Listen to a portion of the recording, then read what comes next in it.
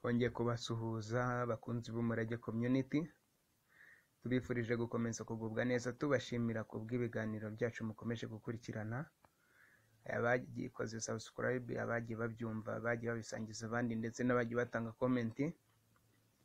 Izo ni indangagaciro duha agaciro,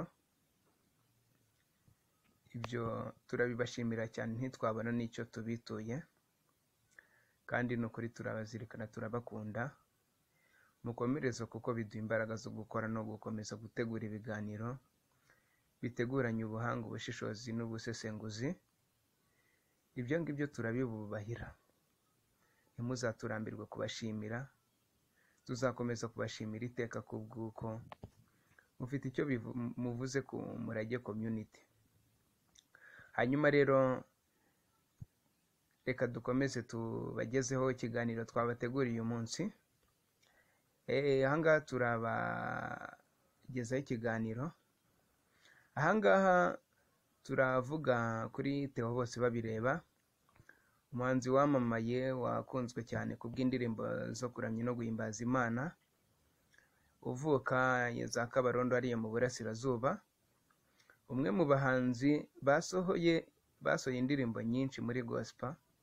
Ntekereza ko kugeza ubu ngubu nta wundi muhanzi wasohoye indirimbo nk'izo amaze gusohora, kuko mu minsi yashize hari igihe yigeze gutangariza kimwe mu binyamakuru ko ashaka kuzaronshingira rimwe alubumu y'indirimbo 100, zikaba zirimo iz'amashusho n'iz'amajwi, ariko indirimbo ze nyinshi zikaba zifite amashusho, aho nk'indirimbo Icyifuzo, Ikigeragezo n'Ikarande, Sikarande, bose babireba, indirimbo nyinshi cyane yagiye akora zagiye zikundwa, zikora ku mitima y'abantu benshi, si abasenga gusa cyangwa se saba mu nsengero gusa, kuko n'ahantu hatandukanye, nta hantu wagera usanga badacuranga indirimbo za Theo Bosebabireba.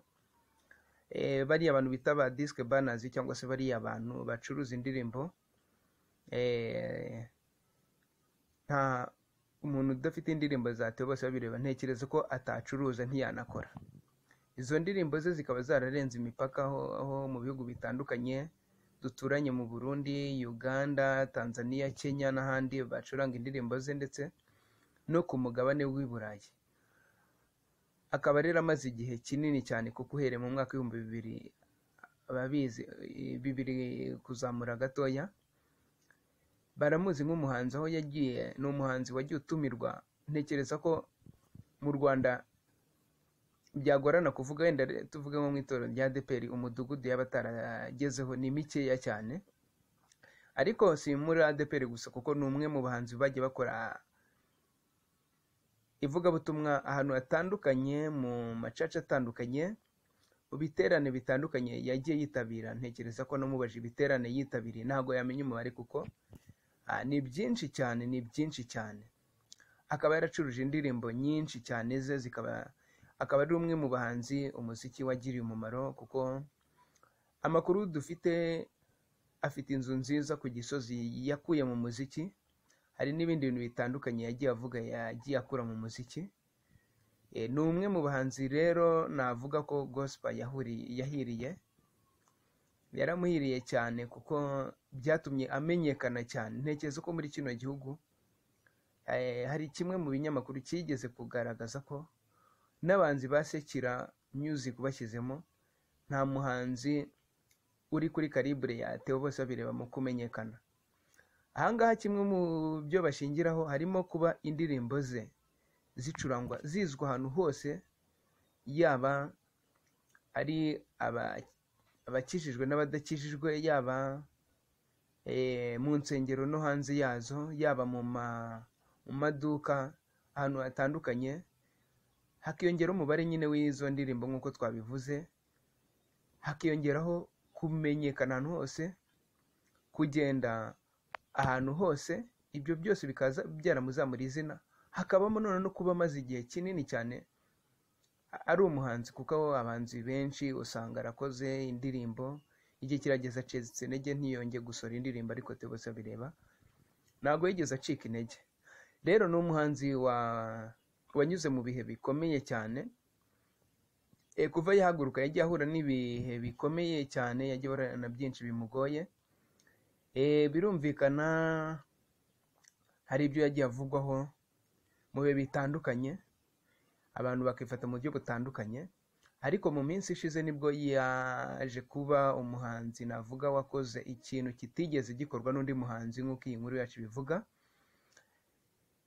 kigaragaza umutima wo kwicisha bugufi ndetse n'umutima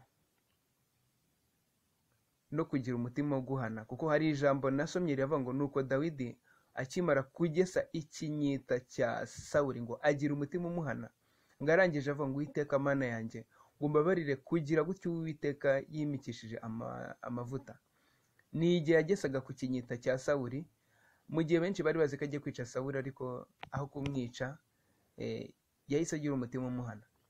Rero uyu mugabo nawe yagiye avugwaho ibintu bitandukanye, harimo ibyaha, harimo kunywa inzoga, harimo ubusambanyi, ariko mu minsi ishize yakoze ikintu cyatunguye abantu cyanabatangaje, batekereza kuko Theo Bosebabireba atabikora. Nyuma y'aho ahagarikiwe n'itorero rya ADEPR akarisaba imbabazi, yamara kurisaba imbabazi akamara igihe kinini yicaye, nyamara yasabye imbabazi. Bivugwa ko byaturutse ku mwe mu bayobozi ba ADEPR batavugaga rumwe, ariko igihe kiza kugera mu gihe kirenze umwaka hari n'igice yamaze, nyamara Kicukiro Sheri itorero yasengeragaho bagaragaza ko ari umuntu wahindutse ndetse wasabye imbabazi, ndetse wagaragaraga mu materaniro kenshi. Ubwo ngubwo Theo Bosebabireba nyuma y'icyo kibazo byaje kuba ngombwa ko mu gihe bamaze batamutenguye niko babivuga, kandi rwose yaraciye bugufi, yaje kubona n'ubundi akeneye gukora umurimo w'Imana, ajya mu gihugu cya Uganda, aho n'ubundi yari yarigeze kuba. Yaragiye hakora ivugabutumwa, dore ko muri cya gihugu yanditse izina rikomeye, abantu baramuzi ko uretse no mu nsengero no hanze yacyo, kuko bagiye bamuvugaho mu kwitabira gahunda zitandukanye zagendaga zitegurwa n'abantu bakomeye muri kiriya gihugu. Hanyuma rero Theo Bosebabireba yaragiye akora umurimo w'Imana muri Uganda, ariko mu kuwukora nyine awukorera kuri icyo kintu yari afite mu mutima we cy'uko atigeze akomorerwa. Ubwo yakomeje kuguma mu gihugu cya Uganda, bikubitiraho n'icyo cyorezo cya COVID-19 cyatumye bimugora kuza mu Rwanda. Igihe cyarageze rero mu minsi yashize nibwo twumvise ko yagarutse mu Rwanda, ariko hanyuma mu minsi yashize yigeze kuza mu Rwanda mu giterane cyabereye ku Nkombo. Icyo gihe ahakorera amateka akomeye cyane, ari nabwo yazaga mu Rwanda agakora indirimbo yakoreye muri studio ya Alpha and Omega yakozwe na producer Master P, ivuga ngo nyamara yakora akantu abantu bagatangara. Arangije asubira mu gihugu cya Uganda. Hanyuma rero ejo bundi ubwo yagarukaga nibwo yagiye kuri kimwe mu bitangazamakuru, arangije atangaza ko asaba imbabazi Abanyarwanda n'abo yahemukiye ku bw'ibyaha bitandukanye, harimo icyaha cy'ubusambanyi nk'uko nabivuze, ndetse n'icyaha cy'ubusinzi. Avuga ko ibyo byamubayeho, agaragaza ko ari urugendo rutoroshye yanyuzemo, ariko ko yaje kuva muri ubwo buzima, ndetse yemera ko yahindutse, ndetse yemera ko yabaye icyaremwe gishya nk'uko ijambo ribivuga mu Bakorinto ba kabiri ibice 5:17 ngo umuntu wese yari muri Kristo Yesu aba ari icyaremwe gishya, ngo kandi ibya kera byose yabishize. Ubwo ni nabwo yavuze abantu yateye inda, harimo umukobwa bita Ngabire wigeze mu bitangazamakuru bitandukanye agaragaza ko yabyaranye na Theo. Ibyo byose rero yarabyemeye, abisabira imbabazi, kandi birashoboka yuko nubwo byamuvuzweho cyane ko ntibiba byarabaye, ariko yashobora kubihakana. Ariko buriya umutima w'umuntu ni mucamanza wa mbere. Yumviye umutimanama we aza kwihana, ndetse yemera ko yakosheje, yemera ko ari n'umuntu mushya.